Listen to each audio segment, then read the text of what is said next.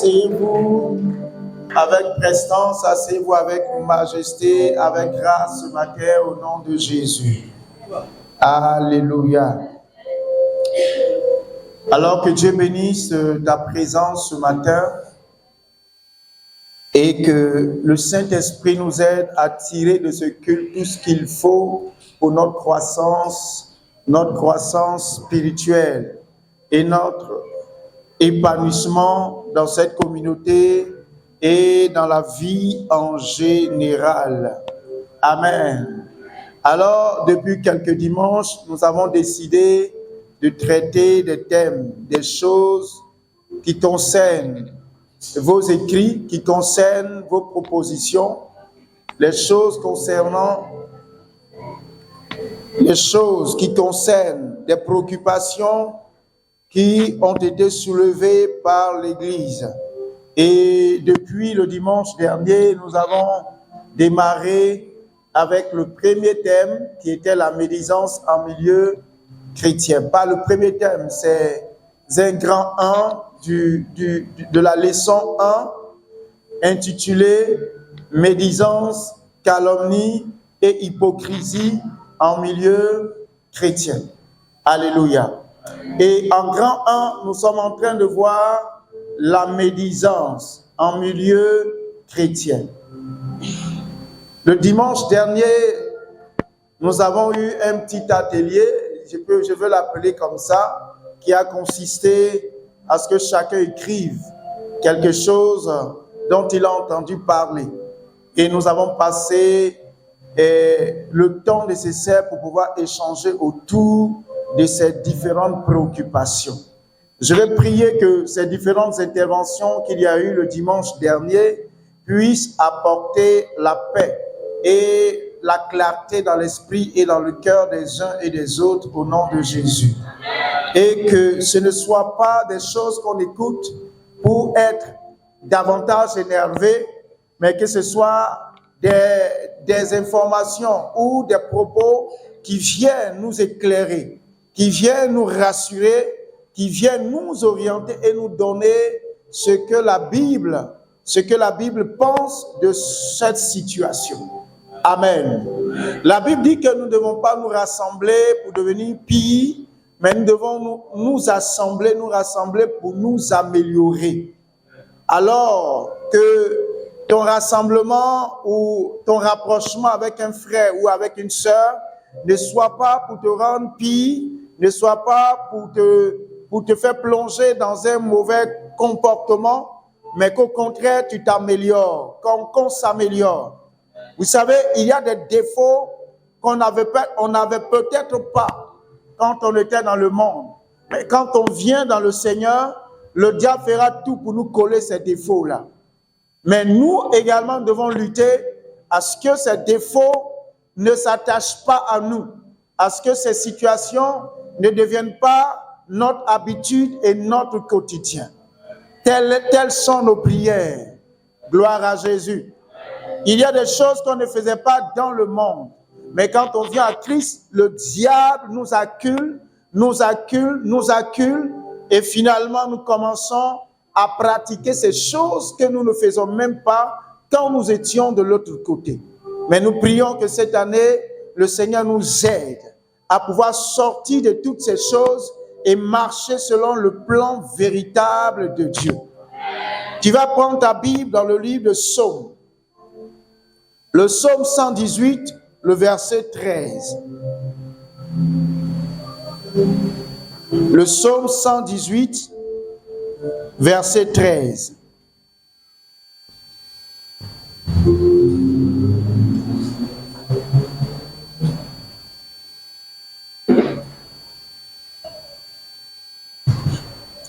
Vous y êtes? Nous lisons juste le verset 13.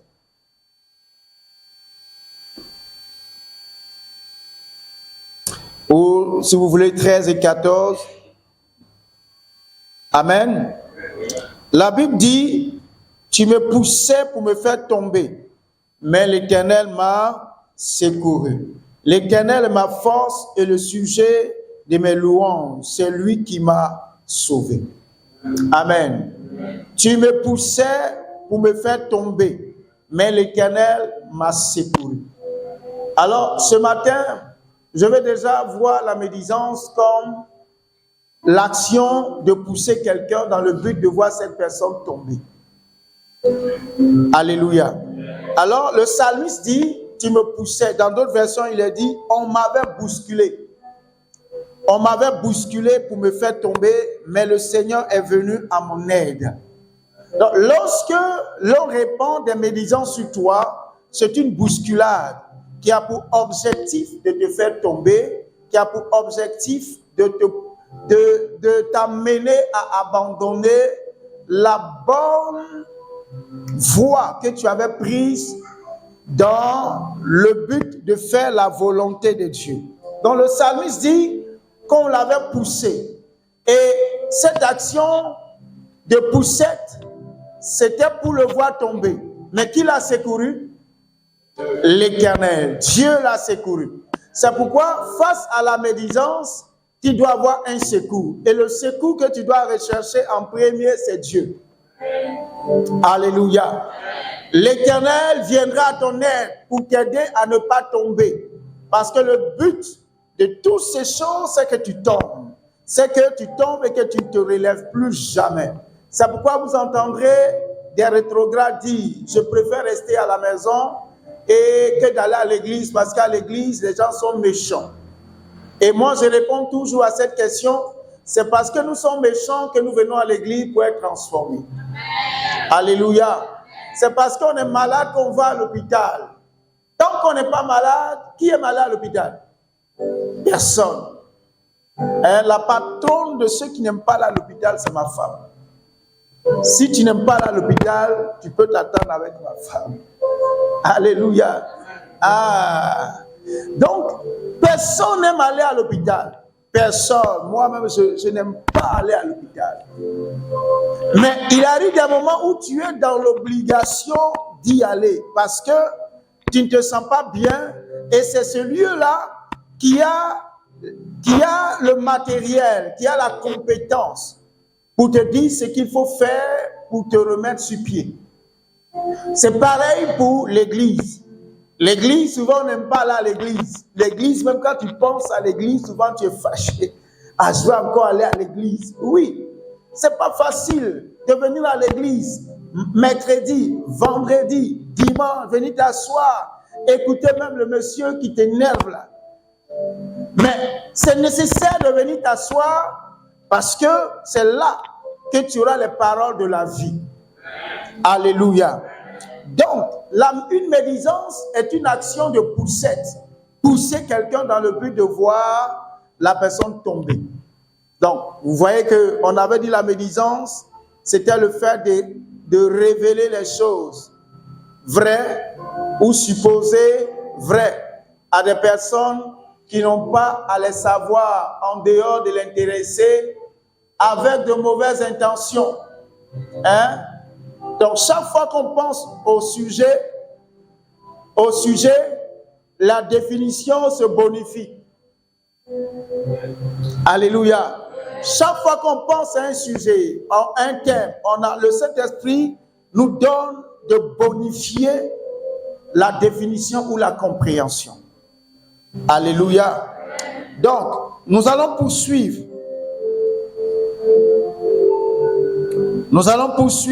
Et ceux qui notent, vous pouvez déjà, la définition est là. Donc, nous avons donné comme définition, révéler les choses vraies ou supposées vraies à des personnes qui n'ont pas à les savoir en dehors du cadre de la restauration du frère. Nous disons encore que la médisance consiste à dire la vérité sur les défauts ou les fautes d'autrui. À dire la vérité sur les défauts ou les fautes d'autrui, mais avec l'intention de nuire, de juger ou par simple légèreté. Donc, c'est le fait de révéler ou de dire la vérité sur les défauts ou les fautes de quelqu'un, avec l'intention de nuire à la personne. Je ne sais pas si vous comprenez. Ou pour juger la personne, ou encore c'est par simple légèreté. Vous savez, Il y a des gens qui répandent de la médisance juste par légèreté.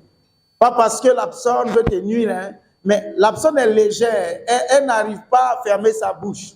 Souvent, elle-même, elle te dit, et puis elle te dit, vraiment, bon, est-ce que ce que nous sommes en train de faire là même, c'est bon?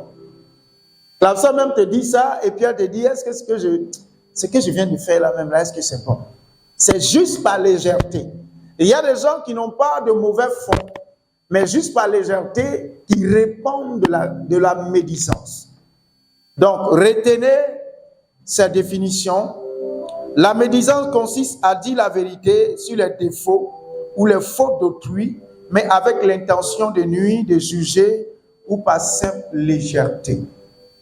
Amen. Donc, voici la définition que nous pouvons donner à la médisance. Et le dimanche dernier, nous avons dit que la médisance était un poison mortel, que le diable essaie de donner aux uns et aux autres à chaque chrétien pour qu'on puisse s'empoisonner et mourir de nous-mêmes. Mais nous prions que cela ne soit pas ainsi au nom de Jésus. Alors nous allons voir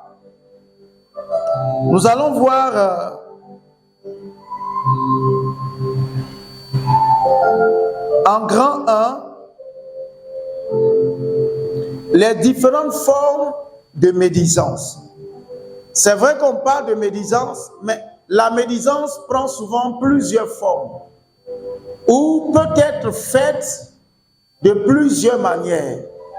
Alléluia. La médisance peut être faite par plusieurs manières. Donc, et on a dit grand 1, ou si vous voulez le sous-thème que nous traitons, c'est la médisance. Grand 1 écrivait définition et distinction biblique de la médisance. Définition et distinction biblique de la médisance. Donc vous allez réorganiser vos écritures. Définition et distinction biblique de la médisance. Donc nous venons de donner la définition. Nous allons voir maintenant les différentes formes que peut prendre la médisance. Nous allons aller dans le livre de Lévitique. Lévitique chapitre 19, le verset 16.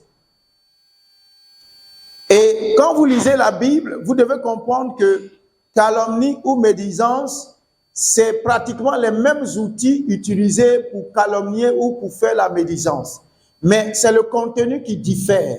C'est pourquoi nous avons décidé de parler d'abord de la médisance.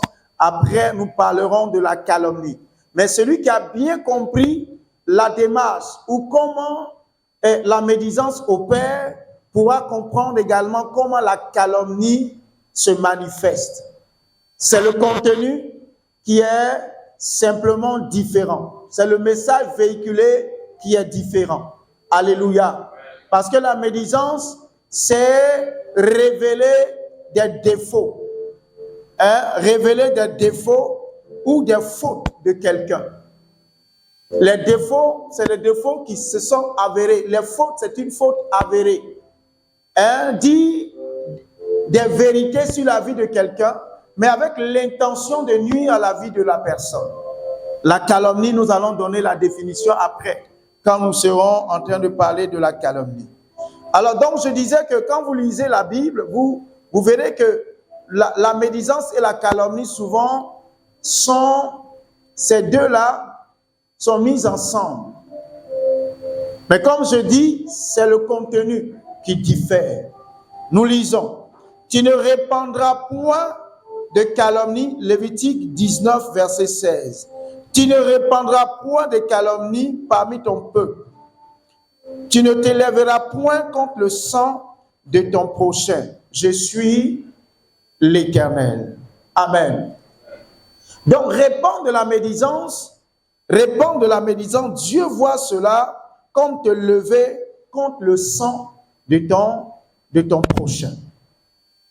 Dieu dit, tu ne répandras point de médisance parmi le peuple de Dieu, parce qu'en le faisant, tu es en train de te dresser, tu es en train de travailler à verser le sang de ce frère-là. C'est pourquoi souvent, dans certaines assemblées, quand tu es une personne qui est attachée à la médisance, on dit que tu bois le sang des frères et des sœurs. Souvent, on dit ne bois pas mon sang, s'il te plaît. Parce que, en réalité, c'est le sang de l'autre que tu es en train de verser. Alléluia. Donc, la calomnie peut être manifestée sous la forme de colportage ou de rapportage. Donc, la première distinction, c'est le colportage ou le rapportage.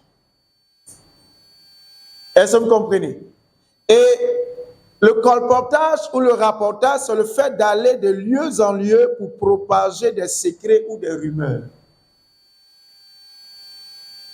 Je vais vite ou bien c'est bon. Notez, ceux qui notent, je vais doucement pour que vous notez. Le colportage ou le rapportage, c'est le fait d'aller de lieu en lieu pour propager des secrets ou des rumeurs, même si les faits, comme on l'a dit, sont vrais. C'est ça, la médisance. Donc, il y a des personnes qui aiment aller de maison en maison. Je vais chez Calais avec une information de Nadier. Je dis à Nadier, et pendant que je vais chez Calais avec des informations concernant Nadier, je révèle les secrets de Nadier, et pendant qu'on parle, Calais peut-être, dans son manque de maîtrise, me dit, ah, Jacques même, lui aussi là, il est comme ça. Je me lève de chez Calais, je vais chez Maxwell, avec, maintenant j'ai combien d'informations? 2, pour Nadier et pour Jacques. Et quand je finis, Maxwell aussi me dit, la sœur Blessing là, elle est bizarre, hein? Je me lève, je vais chez Roger. J'ai combien d'informations maintenant? 3. Je m'assois chez Roger. Roger aussi dit, ah, donc c'est comme ça. Est-ce que tu sais même que Patrice aussi là, Patrice, il est comme ça. Je quitte chez Roger, je vais voir Juliette. J'ai combien maintenant d'informations? 4. Et je finis de parler avec Juliette. Juliette aussi met pour elle dedans. Quand je sors de ces Juliette, j'ai 5.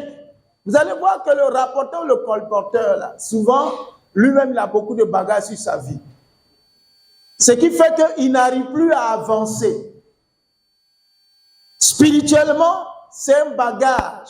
Et ce n'est même pas de bon bagage. C'est de la saleté. Vous voyez, avant, c'était des ânes qui passaient de cour en cour pour ramasser nos déchets. Aujourd'hui, avec l'évolution, qu'est-ce qui passe maintenant? Les tricycles. Donc, le tricycle, quand il vient, si tu es la première porte, vous allez voir que le tricycle est léger.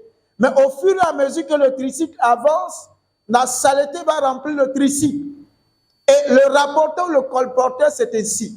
Il passe de maison en maison pour propager des secrets, pour révéler des faits concernant des personnes, avec l'intention de nuire à la vie de la personne. Alléluia. Est-ce que vous comprenez cette forme de médisance? Donc, rapporteur ou colporteur. C'est pourquoi, toi, peut-être tu aimes aller rendre visite, mais il ne faudrait pas que ta visite se transforme en colportage ou en rapportage. Que tes visites soient pour l'édification. Alléluia. Donc, voici la première forme que nous sommes en train de voir que peut prendre la médisance. Donc, aller de lieu en lieu pour propager des secrets. Et les gens aiment, souvent les gens aiment connaître les secrets des autres. Secrets des autres. Et quand il a tes secrets, il a l'impression de t'avoir maintenant dans ses mains. C'est pourquoi souvent je dis, faites attention, soyez vraiment lents et lentes à révéler vos secrets. Parce que celui à qui tu révèles, celui à qui tu dis ton secret, tu deviens faible face à cette personne. Et si la personne n'a pas la capacité de t'aider, elle va utiliser ce secret-là pour te détruire. Souvenez-vous de Samson. Samson a révélé son secret à qui? À Delilah. Qu'est-ce que Delilah a fait? Delilah a utilisé le secret de Samson pour avoir de l'argent, pour s'enrichir.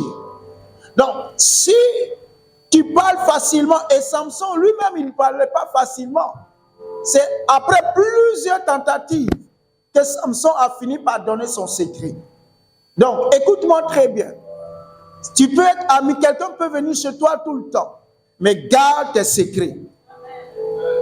Garde tes secrets. Si tu sais que la personne ne peut pas t'aider, garde les secrets et prie le Seigneur pour que le Seigneur t'aide. Parce qu'en révélant tes secrets, tu deviens vulnérable. Tu deviens vulnérable. Écoute-moi très bien. Tu deviens vulnérable et le jour que tu vas apprendre que la personne a révélé ce secret, tu ne vas pas t'en prendre seulement à la personne, mais tu vas t'en prendre à la communauté tout entière. Parce que qu'est-ce que tu vas commencer à te dire? Même si c'est une ou deux personnes qui sont informées, tu vas dire que c'est toute la communauté qui est informée. On te regarde et on ne te dit rien. Personne n'est venu vers toi pour te dire.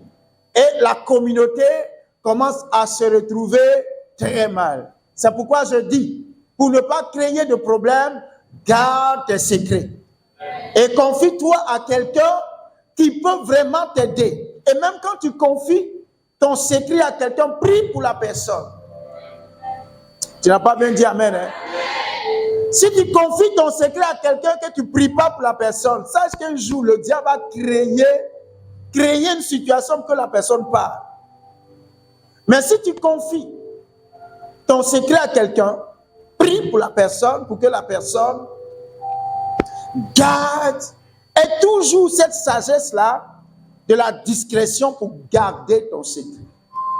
C'est pourquoi certaines personnes aiment dire qu'elles aiment prendre des crédits. Parce que quand tu as beaucoup de crédits, les gens prient pour ne pas que tu meurs.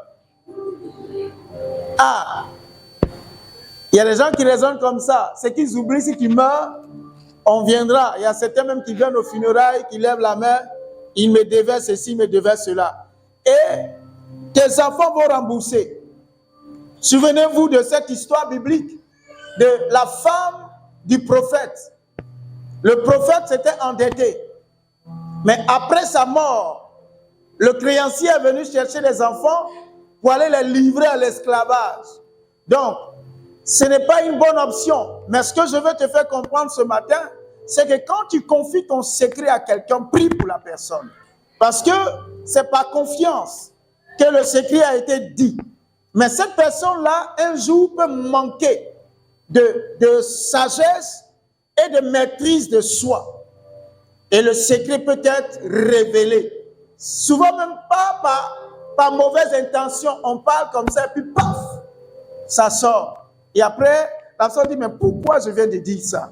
Mais l'Africain dit que l'eau qui est versée, on ne peut plus ramasser. C'est pourquoi, avant de parler, il faut réfléchir par 7 fois pour voir si ce que tu vas dire là ne va pas te créer des problèmes dans la suite. Alléluia. Alléluia.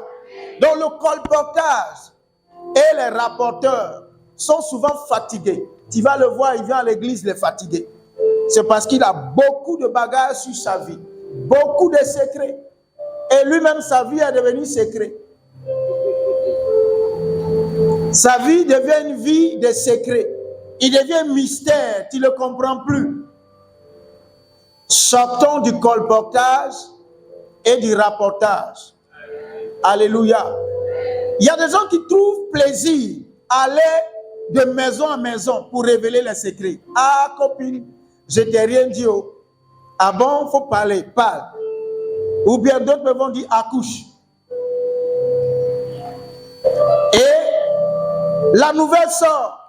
Ah bon, et pendant que tu parles, on te sert un bon repas. pour que tu parles bien.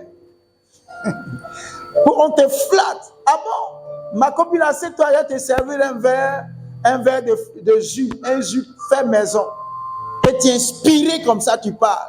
Tu parles. Quand tu finis, tu rentres et puis tu te lèves, tu t'en vas. Mais sache que tout ce que tu viens de dire peut retourner contre toi demain. Alléluia. Donc, le premier élément, c'est le colportage. Faisons attention.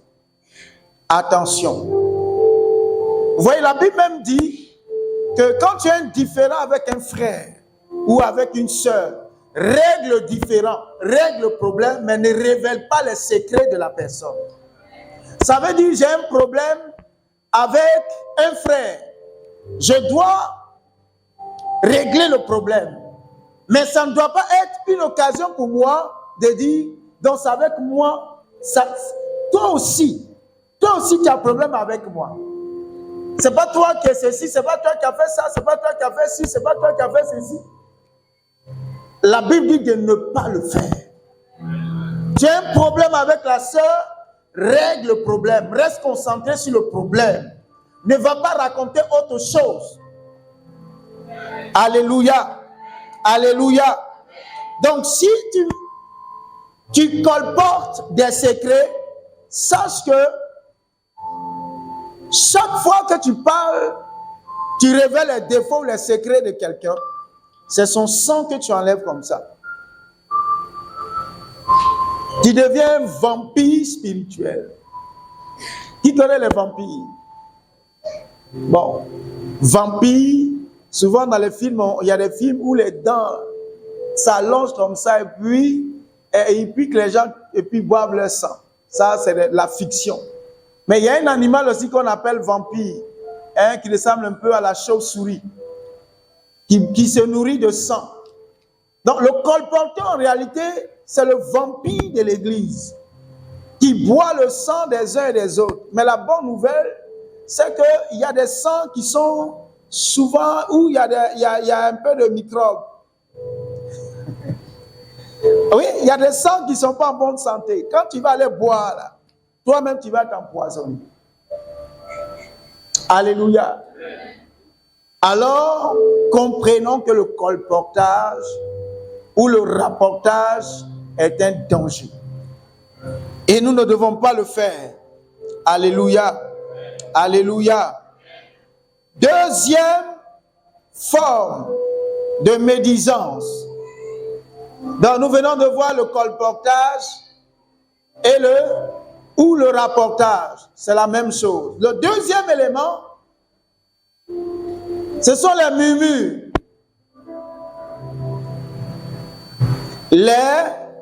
Les murmures, c'est une autre forme de médisance. C'est-à-dire, la personne a fait quelque chose, mais il y a une situation, tu ne dis pas clairement la chose. Mais tu es là, tu passes sur lui là même, là, il se prend pour qui même. Pourquoi il fait ça même? Je n'aime pas ça. Les murmures. Nous allons lire Philippiens chapitre 2, le verset 14. Philippiens 2, 14. Les murmures sont beaucoup manifestes dans la vie des gens.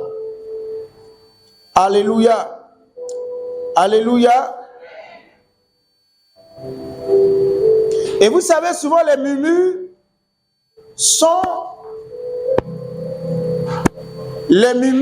sont exprimés la plupart du temps à l'endroit de l'autorité, à l'endroit du chef. On murmure la plupart du temps contre le supérieur, contre celui-là que Dieu a établi.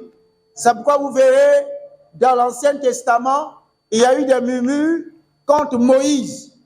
Lorsque Moïse a fait sortir le peuple d'Égypte pour le conduire à Canaan, il y a eu des murmures. Quand il y a une difficulté nette, le peuple commence à murmurer. Ce n'est pas une critique ouverte. Donc les murmures. Ils avaient même décidé de lapider Moïse parce qu'ils étaient mourir dans le désert. En Égypte, il y avait des concombres qui nous fait sortir. Nous sommes dans le désert, nous n'avons plus de concombres, nous n'avons plus rien. Et les murmures ont commencé. Alléluia.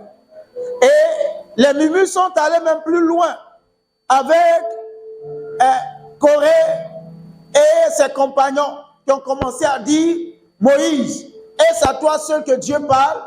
Nous aussi, Dieu nous parle. Et il y a eu un problème parmi le peuple.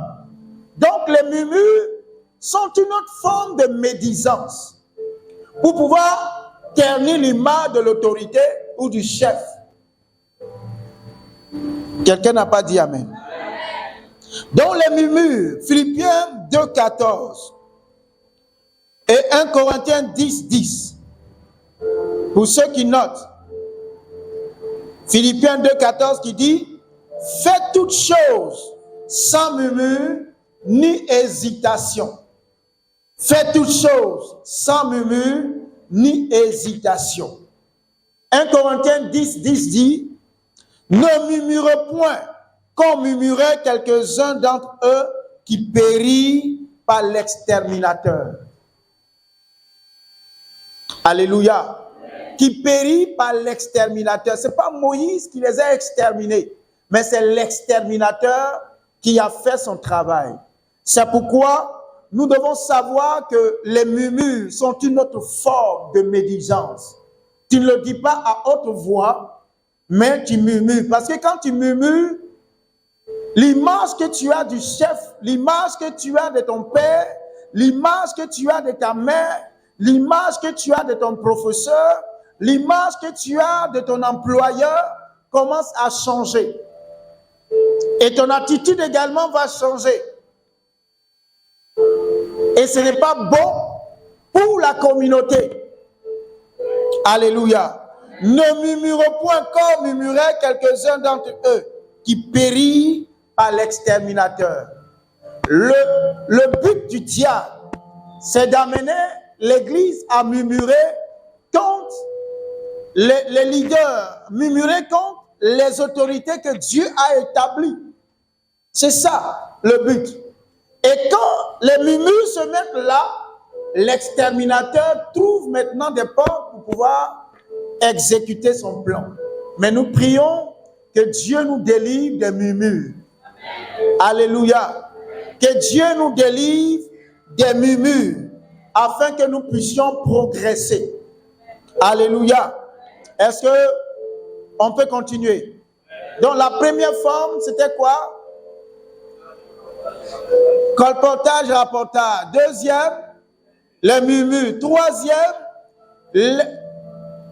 l'outrage ou les injures publiques. Regarde-moi celle-là. Regarde-moi celui-là. Et puis dans les injures, on va commencer à révéler maintenant les secrets. Qui a déjà vu dans une dispute, quelqu'un en train d'injurer quelqu'un publiquement et commencer à révéler des secrets? Oui.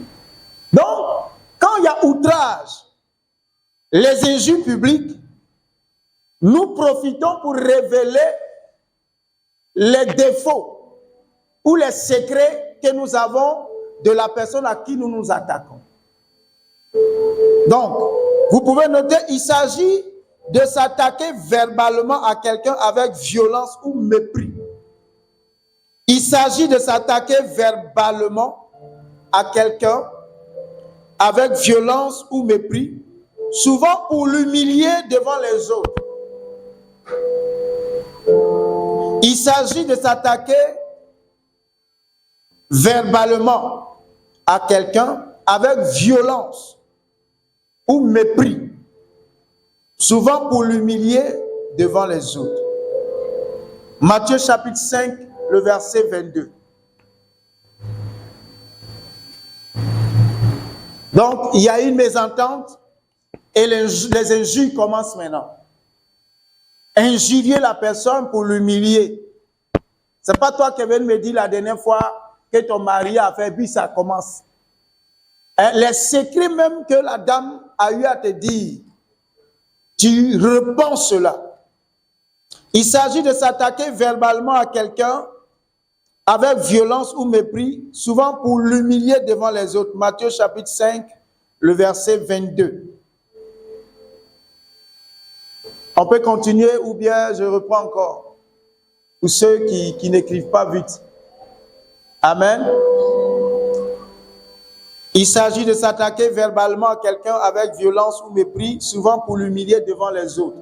Ça, c'est l'outrage ou les injures publiques. Donc, gardons-nous des injures. Gardons-nous de la colère, parce que c'est la colère qui va provoquer les injures publiques. Alléluia. Matthieu 5, 22 dit, « Mais moi, je vous dis que quiconque se met en colère contre son frère mérite d'être puni par les juges. Que celui qui dira à son frère Raka mérite d'être puni par le Sahédrin, et que celui qui dira insensé mérite d'être puni par le feu de la géhenne. » Donc vous voyez, quand on est en colère, il y a des propos qu'on va sortir à l'endroit de notre frère ou de notre sœur. Et la plupart du temps, c'est des secrets qu'on va sortir. On va l'insulter de la tête jusqu'aux pieds, tout en révélant, tu n'étais pas venu me dire ceci, tu n'étais pas venu prendre telle chose avec moi, je n'avais pas fait telle chose pour toi, sans moi là. Tu n'allais pas mourir ici, tu n'allais pas faire ceci ou cela, pour humilier la personne. Alléluia. Donc l'outrage ou l'injure publique est une autre forme de médisance. Et nous devons nous garder de cela. C'est pourquoi la Bible nous dit d'avoir un cœur calme et un esprit doux. Celui qui est doux ne se laisse pas aller aux injures publiques. Alléluia. Celui qui a un esprit calme et doux, qui ne va pas le voir au milieu d'un tel scandale. Non. La personne se mettra toujours de côté pour éviter de créer un scandale quelconque. Que le Seigneur nous aide. Alléluia. Donc vous voyez, celui qui injure publiquement doit être puni. Et vous voyez même depuis quelque temps, il y a des lois qui sont votées sur les réseaux sociaux, ceux qui sortent, qui insultent les gens. Quand tu fais une capture, tu vas à la police, mais la personne sera convoquée. Est-ce que vous savez ça? Tu vas sur les réseaux sociaux, tu insultes la personne fait une capture, va à la police. Il y a une section qui est dédiée à ces choses-là. On va te convoquer, on va t'écouter. Si ce que tu as dit là, tu reconnais, on va t'enfermer.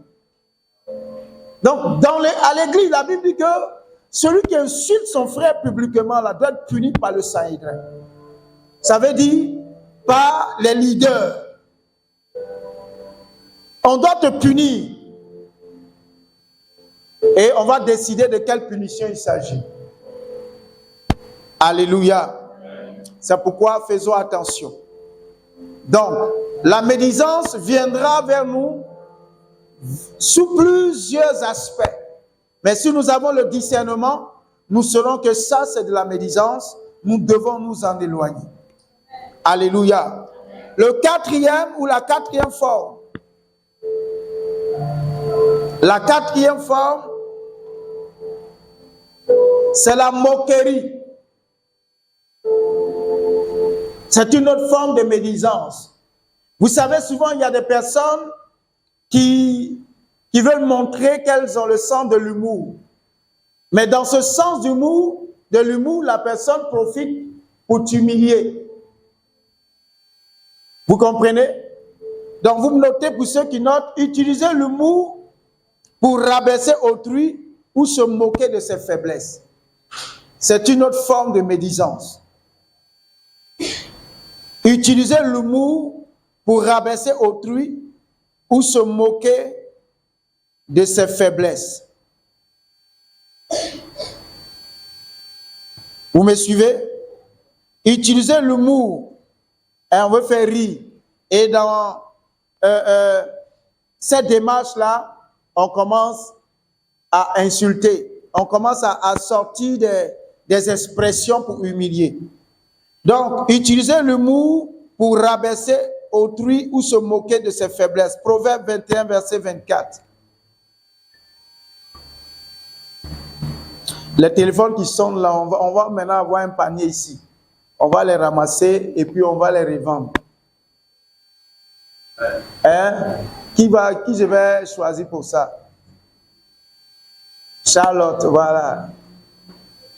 Charlotte, si tu entends un téléphone sonner encore là, tu te lèves, tu vas prendre. Et puis tu viens déposer ça sur la chaise ici. À la fin, là, on enlève les puces, on réinitialise. Et puis on va vendre. Gloire à Dieu. L'orgueilleux, le hautain, s'appelle un moqueur. Il agit avec la fureur de l'arrogance. Donc, l'orgueilleux, c'est celui qui aime se moquer des autres pour révéler les faiblesses. Toi qui n'arrives même pas à manger là, à ta faim, tu veux te comparer à moi, c'est une autre forme de révéler des défauts de l'autre. Toi qui ne peux même pas faire ci ou faire ça, tu veux te comparer à moi, va bien te laver d'abord avant de venir me parler. Tout ça, c'est de la moquerie. Alléluia. Ne pas se laisser aller à la moquerie pour révéler les secrets des gens. Il y a des gens qui aiment se moquer. Donc la Bible dit que la moquerie n'est pas une bonne chose. Dans la moquerie, tu révèles les secrets de l'autre. Et l'objectif, c'est de rabaisser l'autre, c'est d'humilier l'autre, c'est de faire de telle sorte que l'autre ne se sente plus important, se sente diminué, dévalorisé. Que le Seigneur nous garde de la moquerie. Si tu es une personne qui aime te moquer, sache que le Seigneur n'aime pas cela. Le Seigneur t'appelle orgueilleux. Le Seigneur t'appelle hautain. Si tu passais tes journées à te moquer des autres, ressaisis-toi et le Seigneur te fera du bien. Ce que nous disons, c'est pour notre communauté ici, mais aussi à la maison, dans nos familles. Souvent, entre frères et sœurs, on se moque les uns des autres. Il faut l'éviter. Que quelqu'un dise Amen. Alléluia.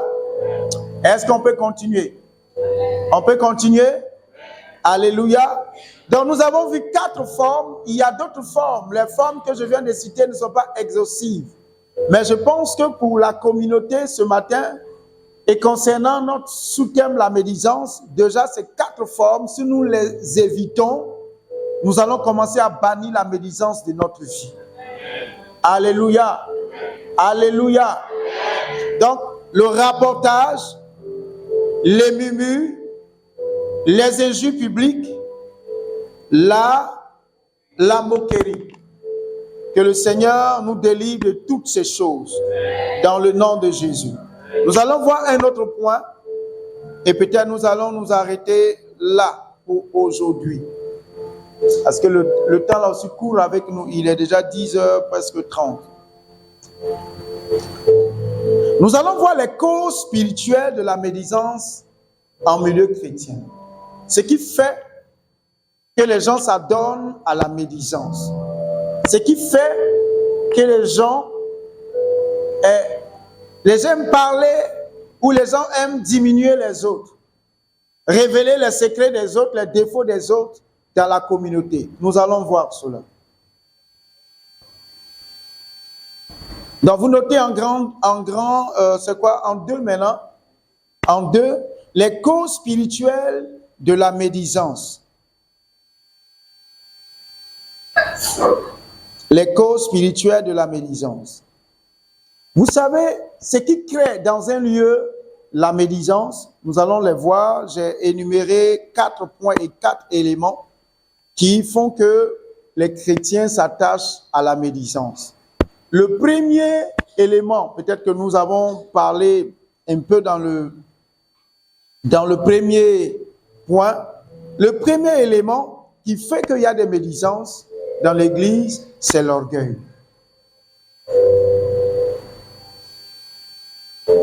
Amen. L'orgueil. Donc, la première cause des médisants dans l'Église, c'est l'orgueil. Quand les gens ne sont pas brisés, quand les gens n'ont pas laissé la parole de Dieu les transformer, et le moi, le désir de vouloir toujours être au-dessus des autres, fait que, quels que soient les efforts des autres, on trouvera toujours des défauts, on trouvera toujours quelque chose à révéler sur l'autre pour se sentir supérieur. Parce que l'orgueilleux, c'est ça. L'orgueilleux, il veut toujours être vu supérieur aux autres. Donc, il faut trouver des éléments qui vont lui permettre, ou les éléments sur lesquels il va s'appuyer pour se croire meilleur aux autres. C'est ça l'orgueil. Alléluia. Donc, l'orgueil favorise la médisance. Les causes profondes spirituelles. Quand dans l'église, il y a beaucoup d'orgueilleux, des gens qui veulent s'affirmer, mais de la mauvaise manière, vous allez voir que la médisance va commencer à prendre forme. Sur la terre, personne ne reconnaît jamais qui est orgueilleux ou orgueilleux. Personne. Là où nous sommes assis, si on nous interroge tous. Moi, orgueilleux, jamais. Mais vous savez, ce qui démontre l'orgueil, ce sont nos actions. Personne, aucun homme sur la terre ne se reconnaît orgueilleux. Mais les actions vont prouver que tu es orgueilleux ou pas. C'est pourquoi nous prions que par cet enseignement, le Seigneur nous donne d'avoir la sagesse et surtout de l'amour pour que ces différents éléments-là ne demeurent pas ou n'habitent pas en nous. Pour que la médisance ne soit pas notre travail. Proverbe 11, 2.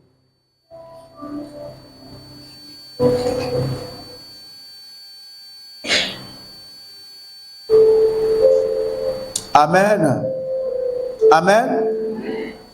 Proverbe 11, 2 dit, quand vient l'orgueil, vient aussi l'ignominie, mais la sagesse est avec les uns. L'ignominie, c'est quoi?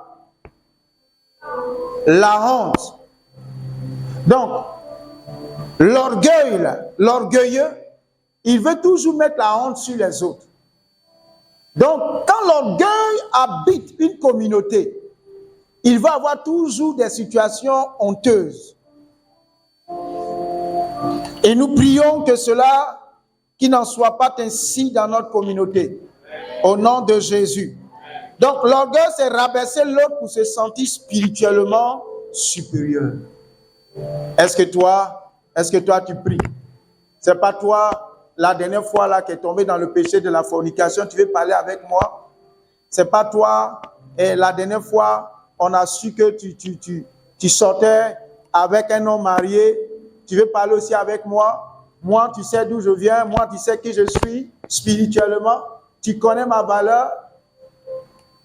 Rabaisser l'autre pour se sentir spirituellement supérieur. Alléluia. C'est ça l'orgueil. Et nous prions que le Seigneur nous donne de ne pas avoir besoin de rabaisser l'autre pour se sentir mieux. Vous savez, ce qui provoque cela, c'est souvent parce que nous ne connaissons pas notre identité en Christ.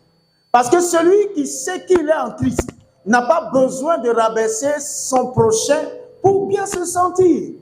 Je me sentirai bien, mon frère se sentira bien, ma soeur se sentira bien, et c'est-à-dire mon état de bien-être ne dépend pas de l'état de l'autre. Je ne sais pas si vous comprenez ça. Je peux me sentir bien sans pour autant chercher à ce que l'autre se sente mal. Et au contraire, quand nous sommes même Quand je me sens bien, mon frère de la droite se sent bien, de la gauche se sent bien, c'est jaloux.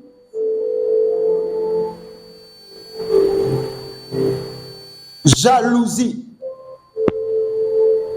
Et la jalousie, c'est chercher à ternir l'image d'un frère ou d'une sœur dont les dons ou la vie nous font de l'ombre. Amen. C'est chercher à ternir l'image d'un frère ou d'une sœur dont les dons ou la vie nous font de l'ombre. On a l'impression que la personne là nous fait de l'ombre. À cause d'elle, nous on ne peut pas évoluer. Donc on commence à la jalouser et raconter des choses pour dégager peut-être la personne ou faire du mal à la personne. C'est ça la jalousie. Votre calme là, est-ce que vous comprenez? Personne ne peut te faire de l'ombre. Donne-moi un amen. Personne ne peut te faire de l'ombre et personne ne doit te faire de l'ombre. Vous savez, c'est ce qui fait que il y a certaines personnes qui sont obligées de tuer pour être vues. Mais toi, tu n'as pas besoin de ça. La jalousie pousse jusqu'au meurtre. C'est pourquoi nous disons que la jalousie est la mère de la sorcellerie. C'est la jalousie qui enfante la sorcellerie. Une personne qui est très jalouse finit par devenir sorcière. Parce qu'elle n'aime pas voir les autres. Les autres être au-dessus d'elle. Dès qu'elle a l'impression que tu as évolué quelque part plus qu'elle, tout de suite, il y a un problème.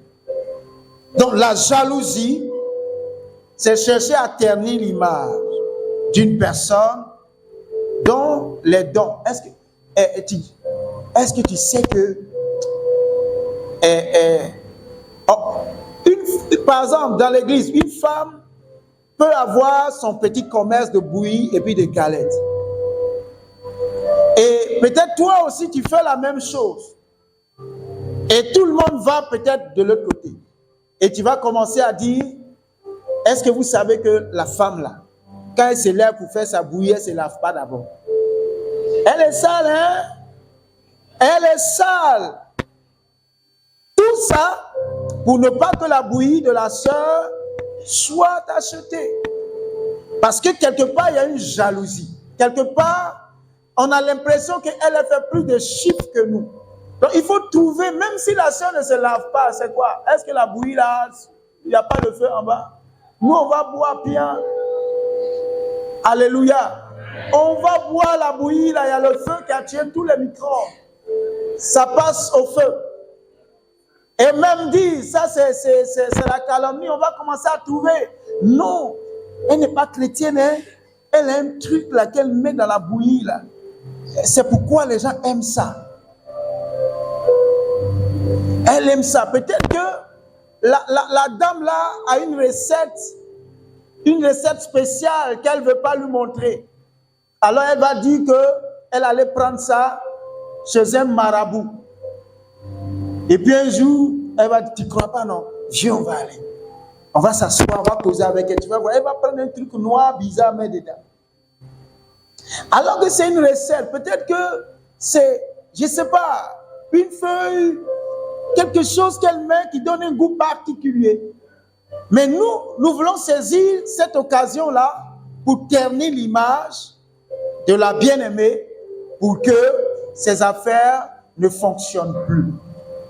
Que le Seigneur nous délivre de la jalousie. Alléluia. Ou bien elle a son salon de coiffure ou son atelier de couture.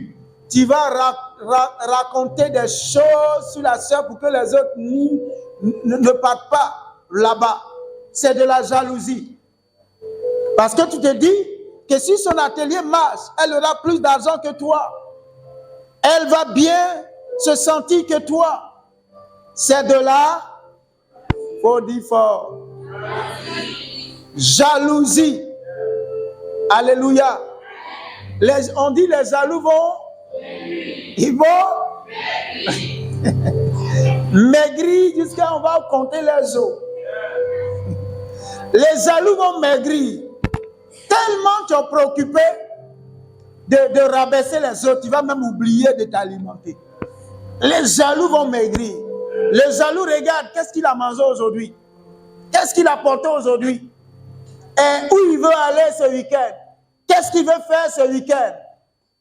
Parce que s'il arrive à faire tout ça, il sera supérieur à moi. Que le Seigneur nous délivre de telles pensées au nom de Jésus. Alléluia. Un champ de coiffure, chaque mois, elle se prend pour qui? Hein? Elle n'est pas bien, la fille, là. Elle gaspille l'argent de son mari. Elle ne peut même pas aider son mari à économiser. C'est ton affaire. Dis à quelqu'un, c'est ton affaire. Si le monsieur a les moyens pour que sa femme se coiffe tous les mois, c'est ton affaire.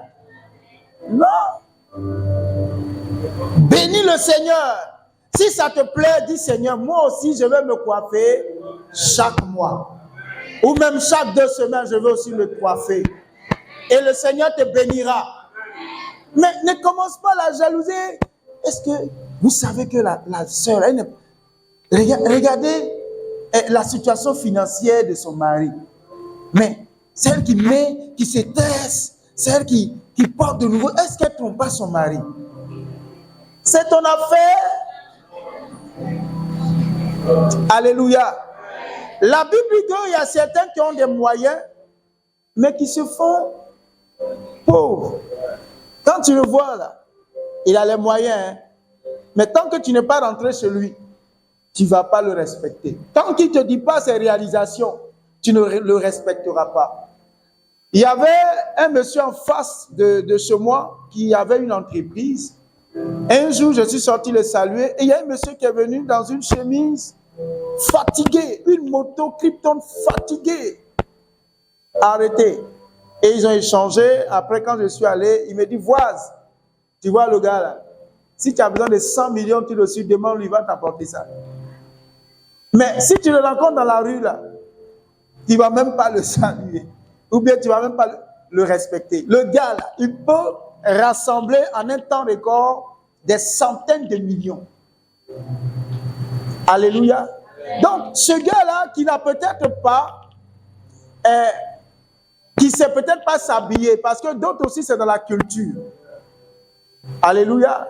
Donc, c'est dans leur culture de ne pas savoir prendre soin d'eux. Donc, tu le vois, il ne prend pas soin de lui-même, mais il a des maisons, il a des cars de transport, il a des camions. Et tu vois sa femme qui change chaque jour de coiffure et toi tu dis que non, c'est parce qu'elle trompe son mari.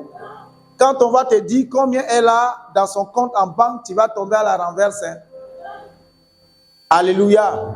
Donc la jalousie crée la médisance dans l'église. Et nous prions que le Seigneur nous délivre de la jalousie. Alléluia. Permettez-moi, on va voir encore. Est-ce qu'on a lu un passage pour la jalousie? Jacques chapitre 3, le verset 16. Jacques 3, 16.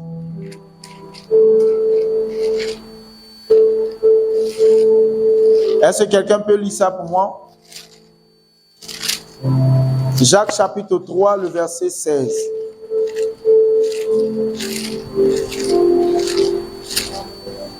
Bon, je lis, comme il n'y a personne.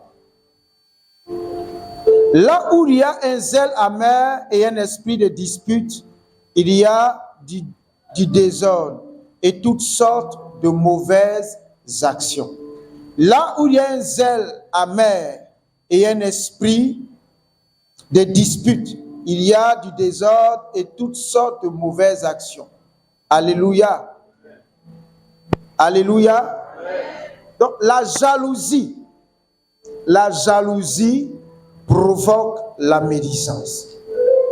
Ne soyons pas jaloux. C'est la jalousie qui a poussé Caïn à tuer Abel. Parce que Dieu a accepté l'offrande de Abel et n'a pas accepté son offrande. Il a tué Abel. La jalousie peut pousser au crime. C'est pourquoi je vous dis que c'est la jalousie qui a enfanter la sorcellerie. Si tu es trop jaloux, tu finiras par devenir sorcier ou sorcière. Donc, éloignons-nous de la jalousie. Troisième cause, 1 Timothée chapitre 5, verset 13. 1 Timothée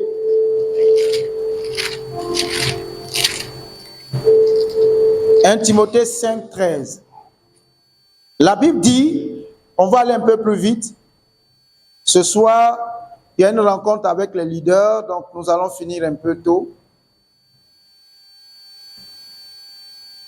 Bon, nous commençons au verset 11 pour mieux comprendre. Mais refuse les jeunes veuves, car lorsque la volupté, les désirs, les détachent du Christ, elles veulent se marier, se rendant coupables en ce qu'elles violent leur premier engagement. Avec cela, étant oisives, elles apprennent à aller de maison en maison. Et non seulement elles sont oisives, mais encore causeuses et intrigantes, disant ce qu'il ne faut pas dire. Donc, le troisième point, il y a beaucoup d'éléments qui ont été cités, mais nous allons retenir l'oisiveté. L'oisiveté. L'oisiveté, c'est le fait de ne rien faire, de ne pas avoir une activité. Quelqu'un comprend ça? La Bible dit que ces femmes-là, non seulement elles sont oisives, mais elles partent de maison en maison, elles sont des causeuses. Elles, c'est la causerie ou rien. Intrigantes. Ça veut dire que ce sont des femmes qui montent des complots. Elles peuvent monter des complots contre leur sœur. Et vous voyez ça, c'est dans les premières heures de l'Église. Et l'apôtre Paul écrit à Timothée pour dire de faire attention à de telles personnes. Donc l'oisiveté. C'est pourquoi nous prions que personne ne soit, qu'il n'y ait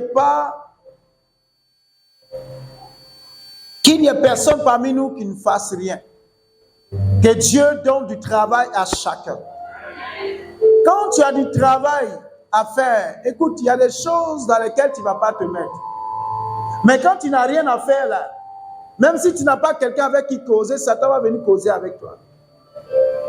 Est-ce que vous savez que Satan cause?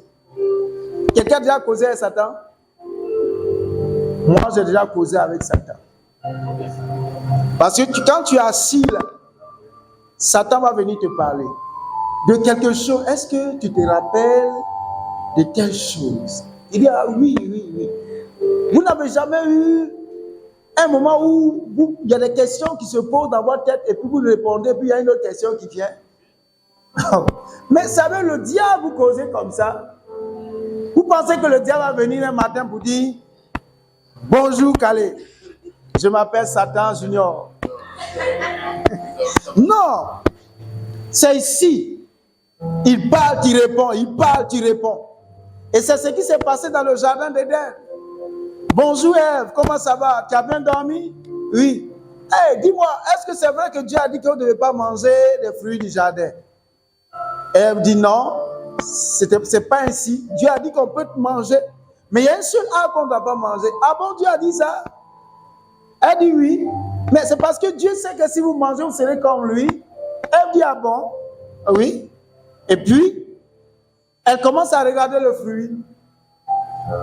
Elle voit que le fruit est beau pour donner de l'intelligence.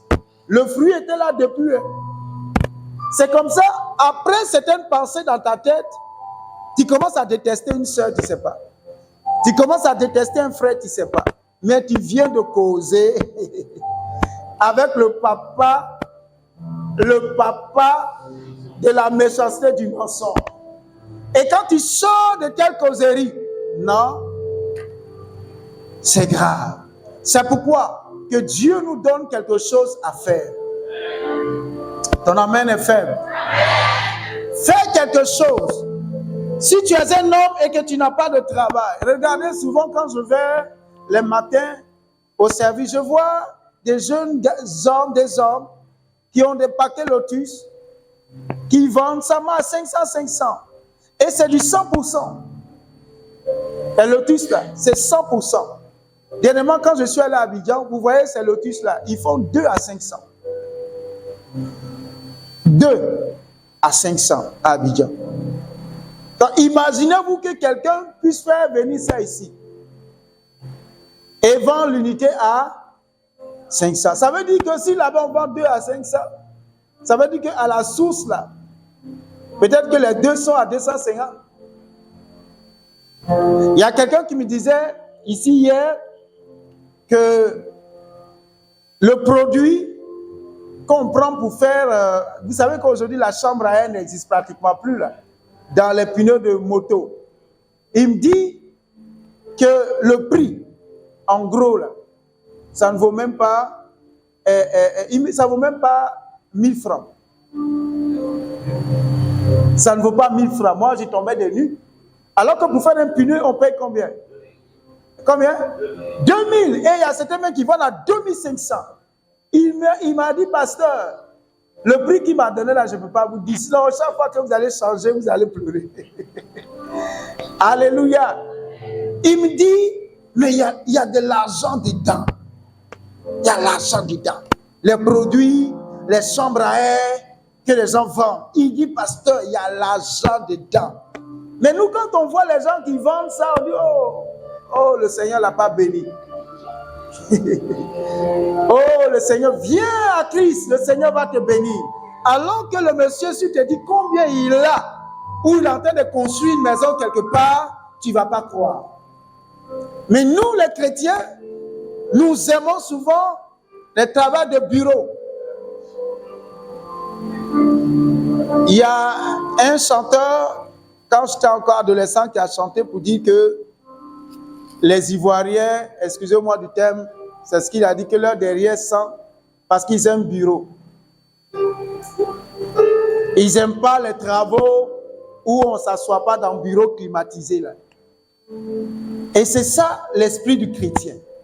Alors que quand tu fais un travail qui te permet de gagner de l'argent, tu sais que tu peux conduire, tu peux avoir ta voiture climatisée, avoir un petit bureau climatisé, avoir tout climatisé.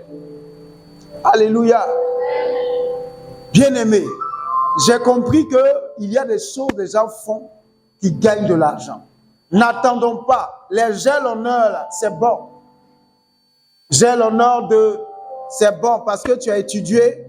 Mais commence à vendre quelque chose. Commence à faire quelque chose. Tu dis pas amen. Même regardez les torchons que les petits enfants vendent au feu. Les petites serviettes là, qu'on prend pour essuyer souvent la voiture ou les motos. On vend l'unité à combien? 500. Mais je vous assure qu'en gros, certainement c'est 250. Et ils font du 100%. Que le Seigneur donne à son Église d'avoir des activités. Alléluia. Même, regardez, en son temps, il y a des femmes qui se mettaient en coopérative, qui se cotisaient pour s'acheter des ânes, qui faisaient quelques charrettes. Tu les vois le matin, elles sont sur les ânes en train de ramasser les poubelles. Je suis sûr que quand elles viennent, je dois dire, oh, le Seigneur ne l'a pas béni. Ramasse mes ordures et va-t'en. Mais demain, quand cette femme là-bas te dit combien elle gagne, ou même elle va construire, toi tu vas aller dormir, louer la maison. Que le Seigneur nous donne de l'intelligence. Au nom de Jésus. Ne soyons pas oisifs. L'oisiveté, c'est la mère de tous les vices. Et même en philosophie, c'est ce qu'on nous... L'oisiveté, là, c'est la mère des vices. Si tu ne fais rien, tu peux devenir prostituée. Tu ne fais rien, tu peux devenir voleur. Tu ne fais rien, tu peux devenir braqueur. Tu ne fais rien, tu peux tomber dans tout ce qui n'est pas bon. L'oisiveté. Alléluia. Alléluia. Et le dernier point, Hébreux 12, verset 15. Hébreux 12, le verset 15.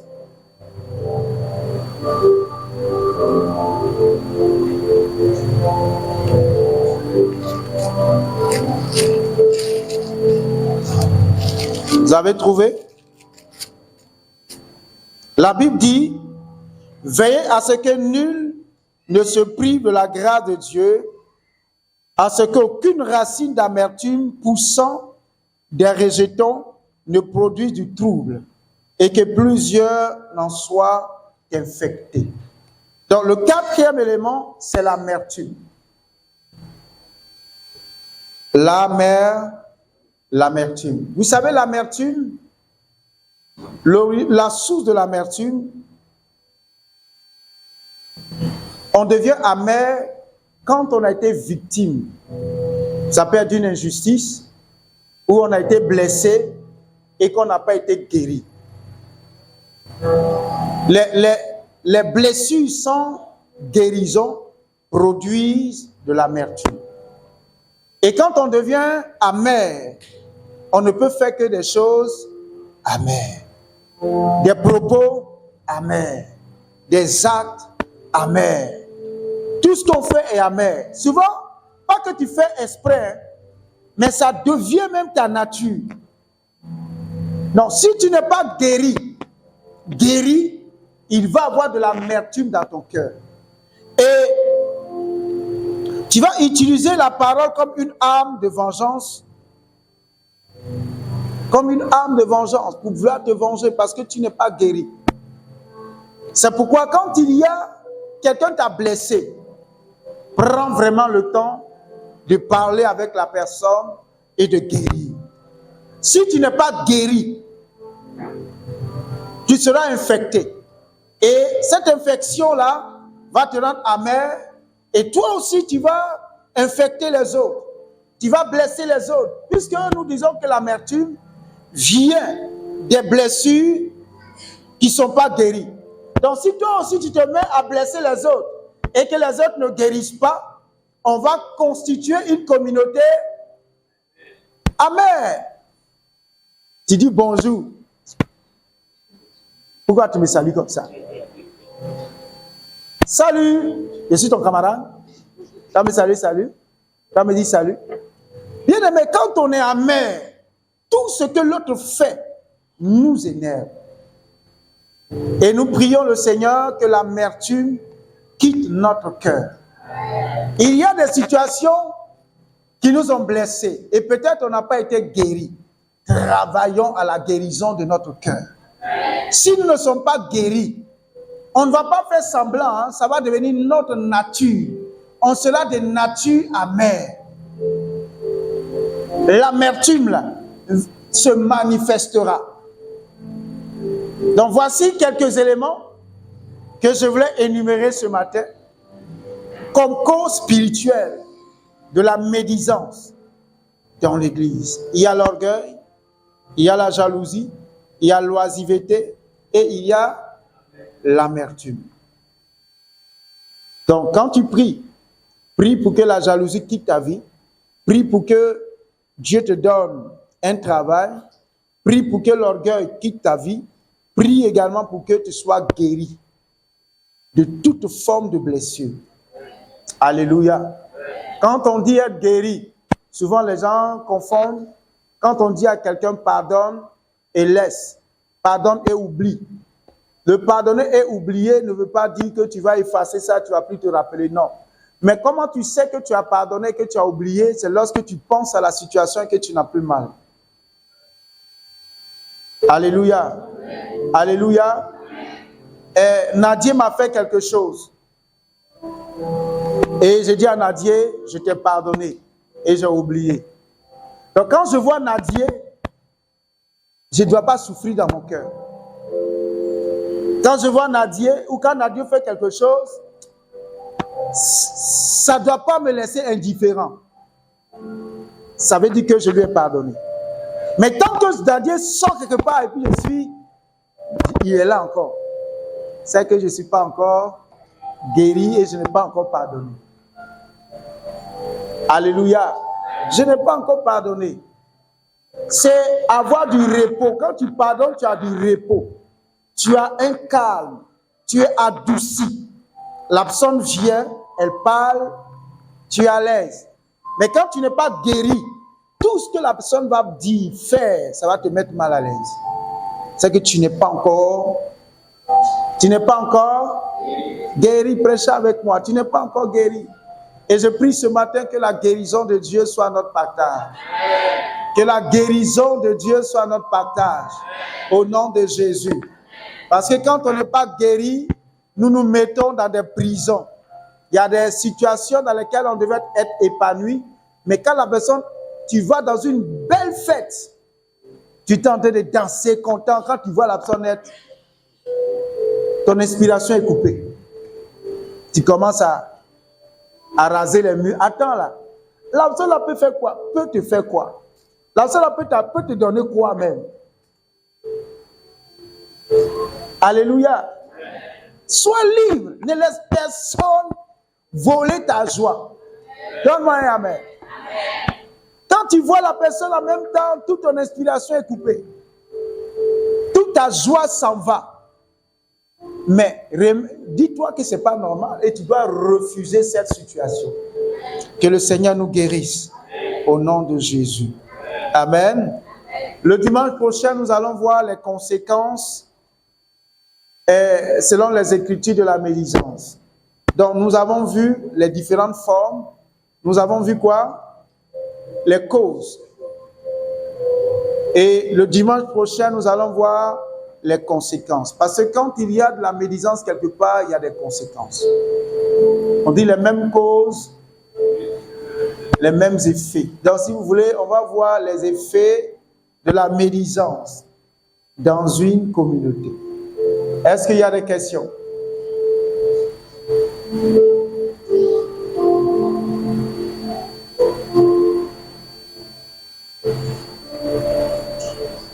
Question? Yvette, tu as levé la main? Posez les questions, hein, c'est le thème, on est en train de traiter comme ça, la médisance. Oui? Tout ce qui a été dit ce matin, est-ce que vous avez compris? Il n'y a pas de questions, il n'y a pas d'éléments.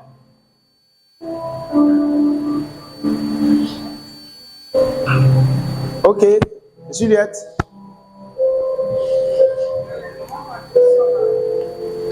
Diminue un peu. Oui.